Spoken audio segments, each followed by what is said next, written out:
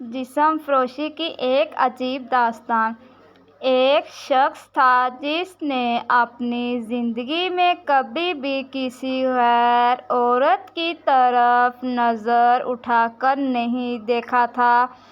ایک بار کچھ یوں ہوا کہ وہ شخص بہت ہی زیادہ تنگ دست ہو گیا۔ نوبت یہاں تک پہنچی کہ گھر میں فاقے شروع ہو گئے۔ اس شخص کی ایک جوان بیٹی بھی تھی۔ جب فاقے انتہا سے بڑھ گئے تو وہ لڑکی اپنے چھوٹے بہن بھائیوں کی حالت دیکھ کر غلط قدم اٹھانے پر مجبور ہو گئی۔ دل میں ارادہ کر کے گھر سے نکلی کہ اپنا جسم بیچ کر کچھ کھانے کا سامان کروں گی۔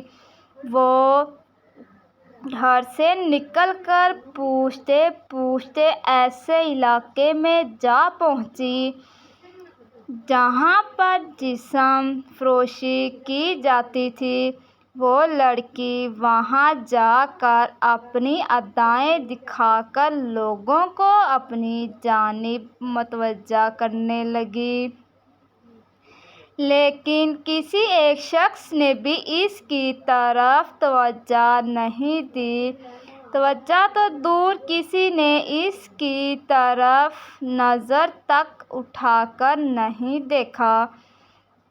لوگ آتے اور اس کی طرف نظر اٹھائے بنا گزر جاتے۔ خیر اسی طرح کھڑے کھڑے لڑکی کو شام ہو گئی۔ وہ کافی دلبرداشتہ ہو کر گھر کی جانب قدم بڑھانے لگ گئی۔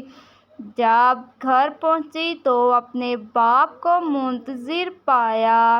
پریشانی میں مبتلا باپ نے پوچھا، بیٹی تو کہاں چلی گئی تھی؟ لڑکی نے باپ سے معافی مانگی اور رو رو کر سارا ماجرا بیان کیا کہ ابو مجھ سے اپنے بھوک سے بلکتے ہوئے بہن بھائیوں کی حالت دیکھی نہیں گئی اور میں مجبور ہو کر گناہ کرنے نکل پڑی، لیکن کسی ایک بھی شخص نے میری طرف نظر تک اٹھا کر نہیں دیکھا۔